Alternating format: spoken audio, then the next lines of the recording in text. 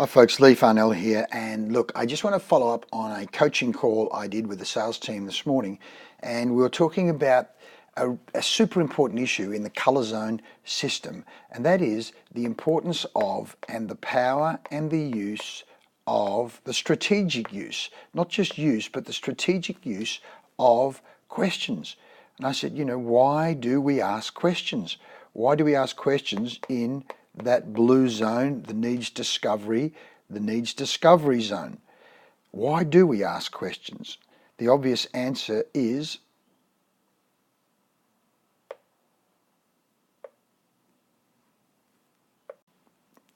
well, Leigh, the answer is we actually want to get answers. We actually want to get answers. We actually want to get answers. We want to get information. We want to get data. We actually want to find out what their needs are. Yes, of course. That, of course, is the logic, whether you're selling travel or whether you're selling shoes or whether you're selling cars or professional services. Of course, you want to find out what the needs of the customer, the needs of the prospect are. But there's another real reason you want answers. What you are doing when you ask a question is you are impacting, influencing, and in fact leading the emotional state of the person you're talking to. And of course, you can choose for that state to be positive and excited about the trip or the pair of shoes or the car, or you can actually be asking questions that might upset them and disturb them. What's wrong with your car at the moment? What went wrong on your last holiday? What would you want to make sure is different? What went wrong? Where were the problems? What are some of the problems you got with renting right now? What are some of the problems you got with your superannuation? So you can influence a person's state to be either positive and excited or in fact negative. So the questions that you ask, a couple of things go on. What we need to know is people live in both the external world of what they see and hear and touch, the desk, the chair, but they also live in the internal world of feelings, thoughts, emotions, self-talk. And when you ask a question, what did you like about your last holiday?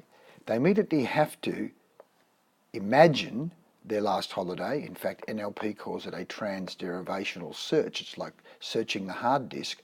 They've got to go back in, imagine that last holiday, and start to look at what they liked about it.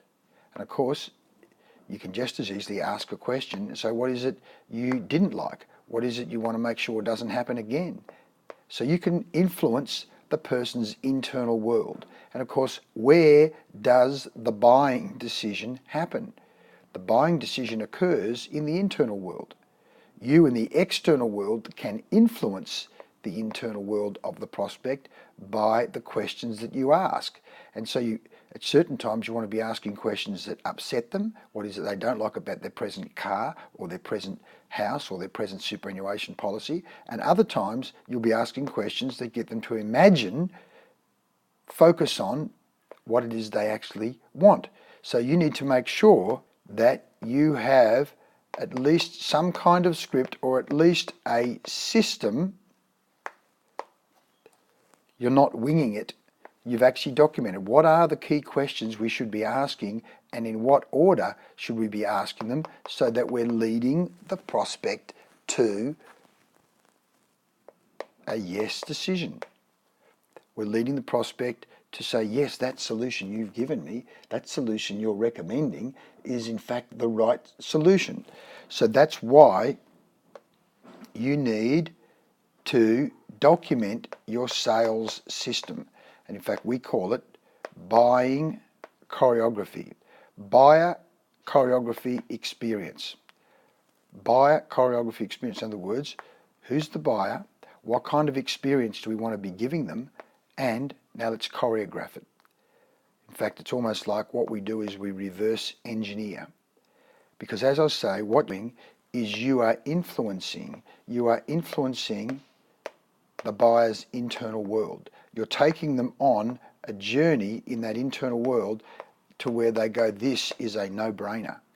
And you need to do that through clear questioning. And that's where we use POMVIC or NEED or some of the other key tools that act as frameworks and templates. Because as I said to the group today, the fact of the matter is people buy on 20% logic and 80% emotion. So your questions and your questioning process, your leading questions, should be taking them down a path to where they're getting more and more excited and buying in more and more to where they say, yes, yes, yes, this is a no-brainer. Give it to me. I love it. Let's get on with it. So what's the point I'm making here? Don't leave your questions to chance. Ask the right questions in the right order. And in fact, as we say, people love to buy. They don't like to be sold. So you can structure your questions in such a way to where they buy in, and as involvement equals commitment, to where they are involved in the process and are committed to the outcome. Hope that helps. Yes, sirree. Yes, yes, yes. Good questions lead to more yeses.